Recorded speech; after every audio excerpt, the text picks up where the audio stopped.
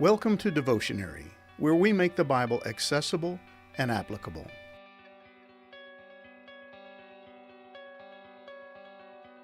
David and Goliath. Those two names are so familiar to us that we almost always associate them with some moral story about facing the giants in life. And when we do, we forget the context of the original event and the true message that God is trying to convey through the lives of these two men.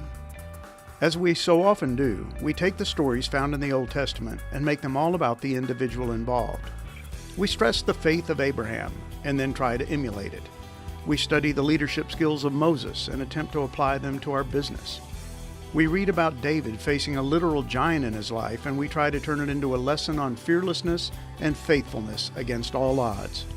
And it's not that we're wrong for doing so. It's just that we tend to miss the point of the passage. The story of David and Goliath is not really about either man. They aren't the stars of this drama. God is. Yes, this is a story about insurmountable odds, formidable foes, and unlikely victories. But it's also about the power of God. David was a shepherd boy. Goliath was a larger-than-life, battle-seasoned warrior.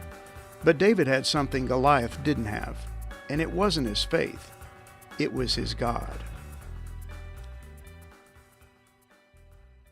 For most of us, the story of David and Goliath has become little more than a motivational lesson used to conjure up images of facing the giants in our own lives. Like David, we can stand up against the formidable foes we face and come out victorious, as long as we have faith. And while there may be aspects of this story that can be used to encourage our personal faith and motivate us to stand up to the seemingly insurmountable obstacles in our lives, I don't think that was intended as the primary takeaway. We must read this story while keeping it in its appropriate context. It's when we isolate biblical narratives and remove them from their context that we run the risk of arriving at interpretations that fail to meet the author's original intentions. This is a story about God and the people of Israel. They have had a less than stellar relationship with the God who chose them out of all the other nations of the world. He had rescued them out of captivity in Egypt. He had faithfully led them through the wilderness. He had given them the land of Canaan just as he had promised. But they had failed to eliminate all the nations that occupied the land. As a result, they were surrounded by hostile enemies who not only attempted to eliminate them, but were highly successful in negatively influencing their faithfulness to God by causing them to worship false gods.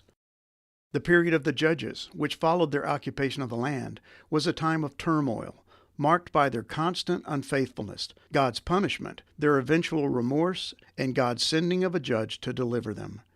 This cycle repeated itself over and over again.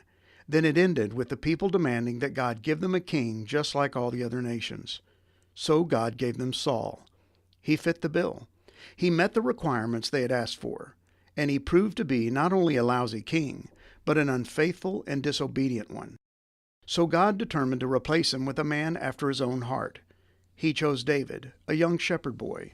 And the story of David and Goliath is the first glimpse we're given of this young man's faith and the stark contrast it provides to the unfaithfulness of Saul. The Philistine champion's call for the Israelites to send out a man to face him is a direct challenge to King Saul. Goliath has clearly indicated that the soldiers in Saul's army are nothing more than his slaves or bondservants. They had been drafted into military service just as God had warned they would be. Goliath was challenging Saul to a winner-takes-all, one-on-one face-off, but Saul was cowering far from the front lines, unwilling to take on the giant. In fact, he had offered an attractive reward to anyone who would step up and take on the challenge, but there were no takers.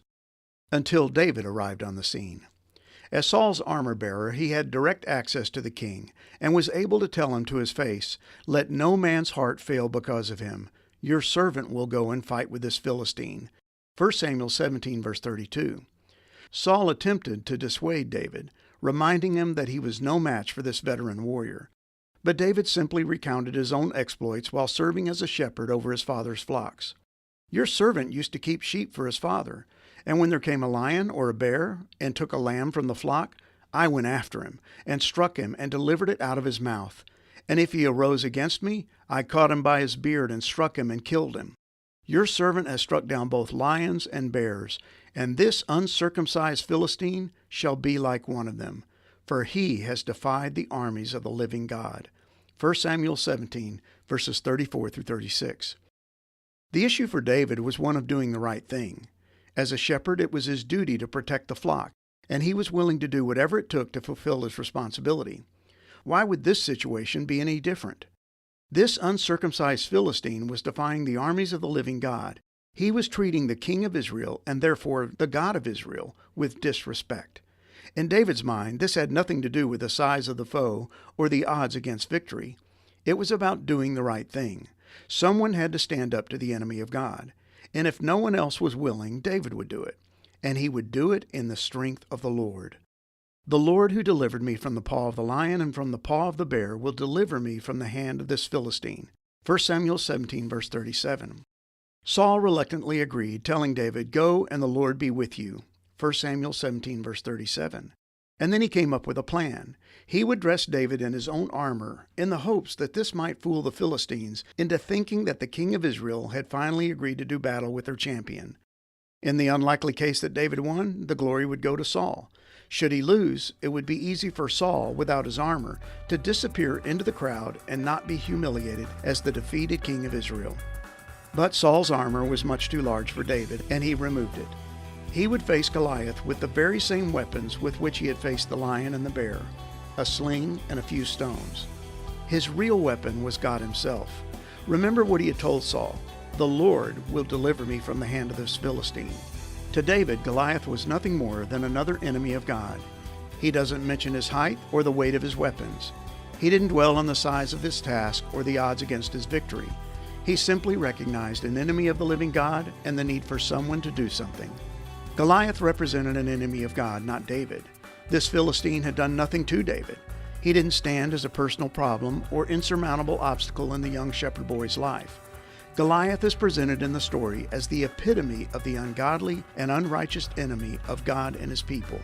He is formidable and seemingly invincible. He's loud and brash. He questions the bravery of God's people and the power of God himself. He is self-assured and confident of his victory. He sees Saul as a coward and the people of God as nothing more than slaves of their king. So he taunts and ridicules them, and they take it, day after day. But not David. He was a man after God's own heart, and as such, he was unwilling to sit back and listen to this Philistine beat his gums and demean the honor of God's name. He fully believed that the living God of Israel was fully capable of bringing victory over Goliath, and that he could and would do it through him.